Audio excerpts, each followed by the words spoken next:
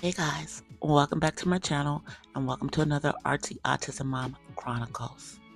Today, I'm going to talk about navigating the in-home support services system, as it is called here in California, IHSS, or services for caregivers of those who are disabled or elderly.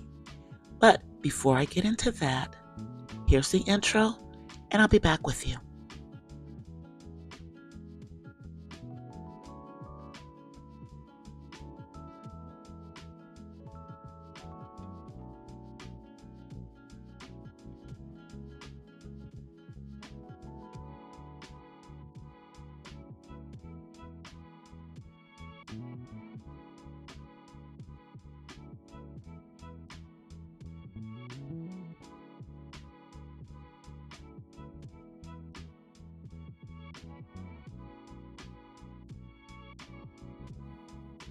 Nearly all states in the United States have programs that support family caregiving, including in-home support services.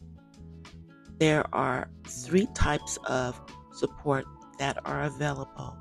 You have family caregiving support, which almost every state offers at least one type of family caregiving support, and 39 states offer more than one.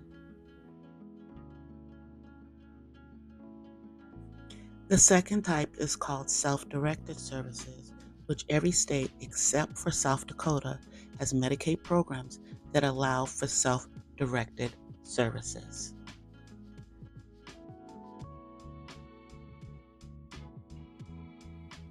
The third type is home and community-based services, or HCBS waivers, and nearly all states and DC offer HCBS waivers, which allow people to receive long-term care services in their home or community.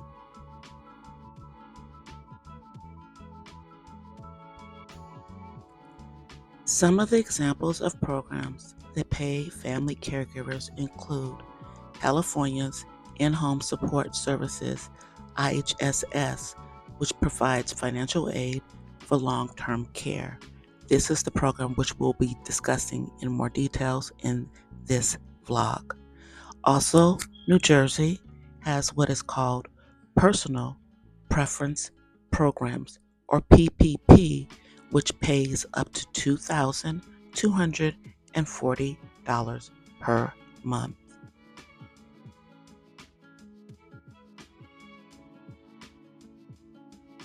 In Washington, they have what is called the Family Caregiver Support Program, or FCSP. The amounts vary based on individual needs. In Minnesota, they have what is called Consumer Support Grants, or CSG programs. Ohio has a passport program. Oregon has the Aged and Disabled Medicaid waiver, and Pennsylvania has aging waiver programs. These are just a few of the programs that are available in the states.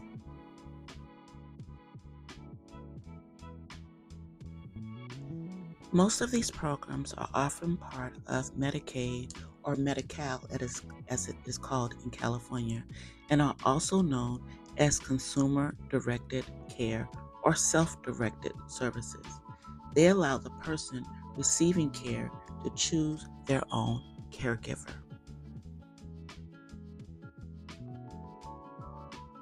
In California, as I stated earlier, this is called the In-Home Support Services, or IHSS program. And the process to get IHSS in California is generally a lengthy process, which can take anywhere from 3 months up to 6 or 9 months. So in the state of California, you need to be prepared for this lengthy process. In order to qualify for IHSS in California, you generally have to be on Medi-Cal before applying for IHSS. In addition, most recipients of IHSS must be over the age of 18.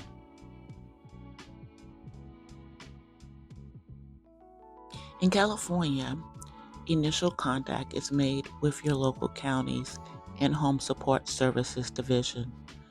The way that it is administered, it is administered through the local county, and payments are processed through the state in California.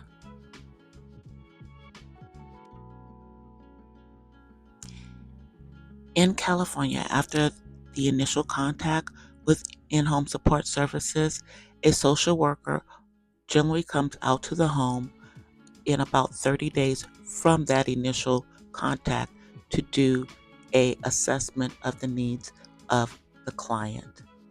At this meeting, if you feel that the client, the recipient, needs protective supervision, which is basically as close to 24-hour supervision as possible, you will need to have documentation. Additionally, there is a form that needs to be filled out by the primary care physician in regards to this.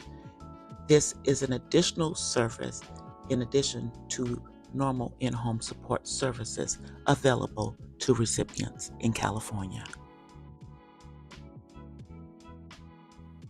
After this initial visit, it generally takes 30 to 45 days for you to get a decision.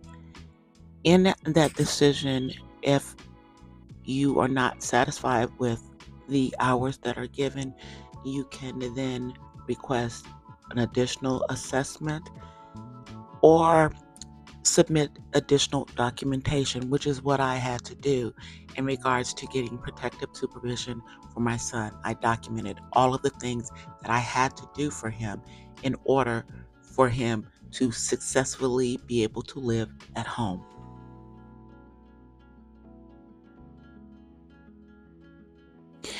For me and my son, this process was even lengthier because one of the important things is to make sure that you have in place a primary care physician for the recipient that really knows them.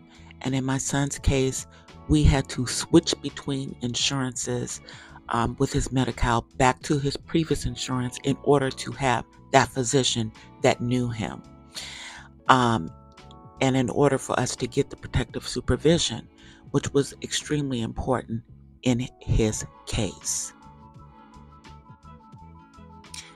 With the protective supervision, it made a very big difference for my son because it took his in-home support services from 19 hours a week all the way up to over 60 hours a week.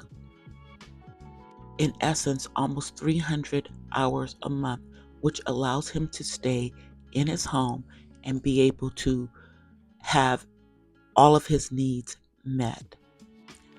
In addition to that, because he lives at home, the caregiving that I do for him is non-taxable income for me.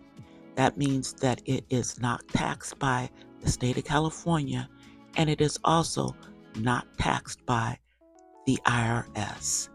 So this extends this income and allows me to be able to do more for my son. This is basically my second full-time job. I hope this was interesting and helpful to you guys. I will leave additional information down in the description of this video. If you're not already subscribed to my channel, go ahead and subscribe now. And please follow me on my other social media. You can find me on TikTok and on Instagram as DC The Purple Diva. And you can find me on my other YouTube channel, The Purple Diva Den, where I do spoken word. I'll see you guys soon. Until then, peace and blessings from the West Side. I'm out, you guys. Peace. Bye, y'all.